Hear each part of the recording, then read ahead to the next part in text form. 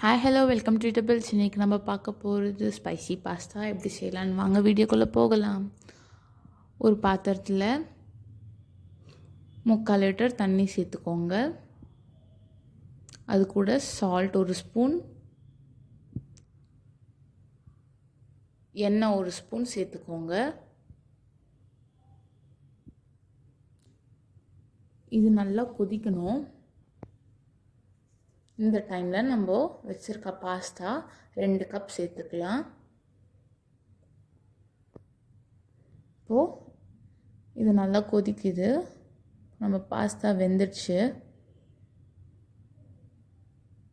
நம்ம கொதிக்கும் போது நம்ம பாஸ்தா போட்டோன்னா சீக்கிரமாக வெந்துடும். இப்போ இதை நம்ம தண்ணி வடிகட்டி எடுத்துக்கலாம்.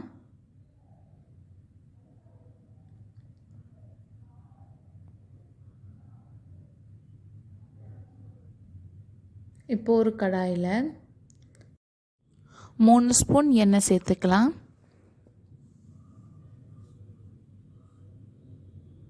எண்ணெய் நல்லா காஞ்சதும் நம்ம பொடியாக நறுக்கி வச்சுருக்க வெங்காயம், ஒரே ஒரு வெங்காயம் போட்டு நம்ம பொடியாக நறுக்கி வச்சுருக்கோம், அதை நல்லா வதக்கிக்கலாம். அது கூட ஒரு குடமிளகாய் பொடியாக நறுக்கி வச்சது அதையும் சேர்த்துக்கலாம்.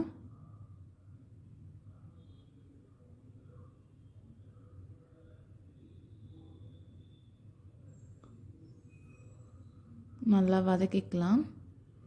பொடியாக நறுக்கி வச்ச ஒரு தக்காளி இதையும் போட்டு நல்லா வதக்கிக்கலாம். நம்ம காய்கறி நல்லா வதங்கினதும் அது கூட நம்ம 1 ஸ்பூன் சால்ட் சேர்த்துக்கலாம். Garam masala 1/2 spoon, chilli powder 1 spoon, தனியாத்தூள் 1 ஸ்பூன் சேர்த்துட்டு நல்லா கலந்து விட்டுக்கலாம். இது கூட இப்போ நம்ம சாஸ்லாம் சேர்க்கலாம். 1 spoon soya sauce, 1/2 spoon chilli sauce, 2 spoon tomato sauce சேர்த்து நம்ம நல்லா மிக்ஸ் பண்ணி விட்டுக்கலாம்.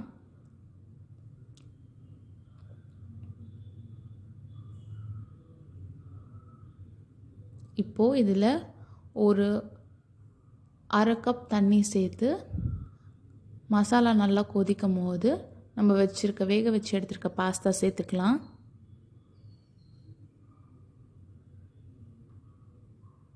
இப்படி நல்லா கலந்து விட்டுக்கோங்க. அவ்வளோதான், நம்ம pasta ready. Thank you for watching this video. Subscribe our channel. Bye.